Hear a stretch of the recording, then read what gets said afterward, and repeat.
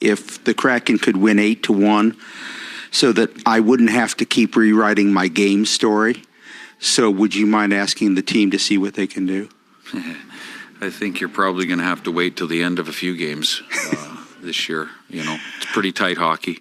There wasn't a lot of space out there, so you know, I thought our team played a great game.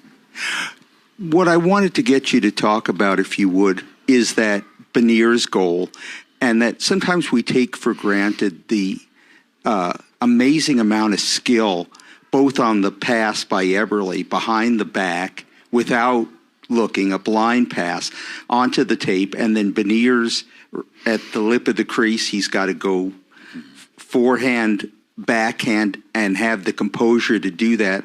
And I guess we see that enough, we take it for granted, but that's an amazing display of skill on both ends. It was a high-level play from both of them, and you know, like Eberle, it wasn't quote-unquote a blind pass. He knew exactly where he was going. He had surveyed that situation while the puck was coming around the wall, so he just made a nice touch play there, you know, which he does and has the skill to do. And then the finish was elite. So good play by both those guys. Hey, Lane, you seem to have trusted a lot of guys there late in the game and in overtime. Did you feel overall the team was giving you the effort you're looking for from every player? Yeah, I do. I think that,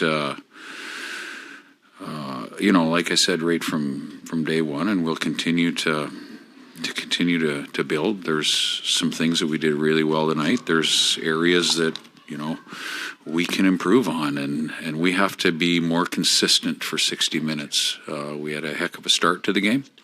Last game, we didn't have a very good start. So, you know, and I thought really in the second and third period, the offense dried up for both teams. There wasn't a lot of chances. There wasn't a lot of ice either way.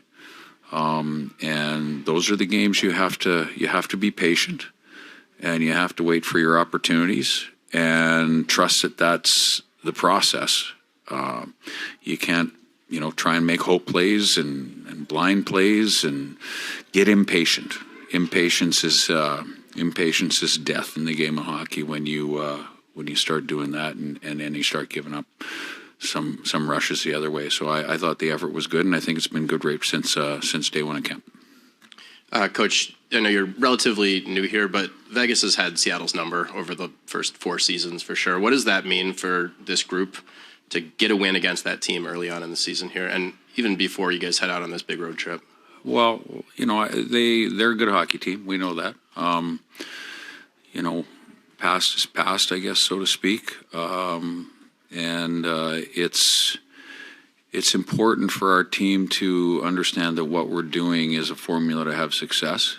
You know, you're not always going to win, and that's the way it goes. But you know, the outcome was great. Had it been slightly different, I wouldn't have been unhappy with our hockey team's effort. And again, there would have been the same things that we needed to work on either way. You know, and it's good to get off on the right foot and head out on the road. I mean, that goes without saying. You haven't had a ton of opportunity to practice 3-on-3, at least that I've seen. How encouraging is it to see the team possess the puck for that much of that overtime period? Very good, yeah. You know, we've talked about it, but in watching them in the past, you know, there's a pretty good understanding there, and I thought we won some battles, and I thought we did some really good things in 3-on-3. We reorganized with the puck. We didn't, you know, we took shots that we felt were good opportunities, which you have to do. So they managed it very well. McCann didn't have a full camp, you know, dealt with an injury, but gets the game winner tonight, you know, milestone point for him. Yeah. What have you liked from him through 2 games? Well, I think he's come in and he's looked pretty comfortable, considering you're right. He wasn't in a lot of camp. Jared has elite talent, and he has an ability to score goals, and our hockey team needs him to score goals, and he's doing just that. So, and he's doing it in a, you know, he's 400 points. He does it in a lot of different ways. You know, the net presence on the last goal is key.